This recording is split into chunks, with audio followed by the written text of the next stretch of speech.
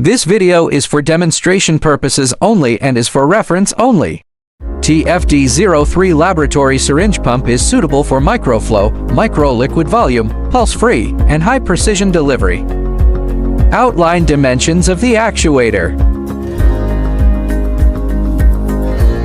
Outline dimensions of the controller. Main components of the ZX03 actuator. Main components at the rear of the controller. Open the packing box of the TFD03 laboratory syringe pump. Check against the packing list to ensure all components are complete and undamaged. ZX03 actuator, controller, product sample book, instruction manual, power cord, and accessories. When using the product, reserve at least 200 millimeters of space at the rear. Wiring connection and first-time startup. Connect the controller using a 6-core aviation plug cable. Insert the provided power cord into the power jack at the rear of the controller, then turn on the controller power switch.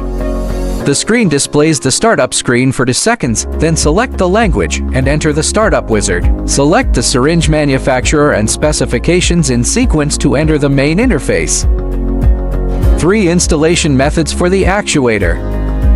Method 1. For desktop installation, use the other end of the 6-core aviation plug cable to connect the actuator to complete the installation.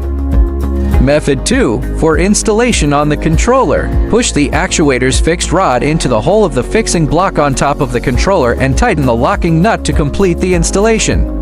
Method 3. For vertical installation, fix the actuator on a brain stereotaxic instrument and tighten the locking nut to complete the installation. Install the syringe.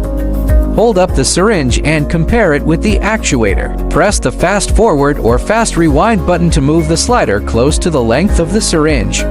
Rotate the pressing platen nut clockwise for syringe installation space. Rotate the left and right locking nuts to maximize the fixing block's opening space.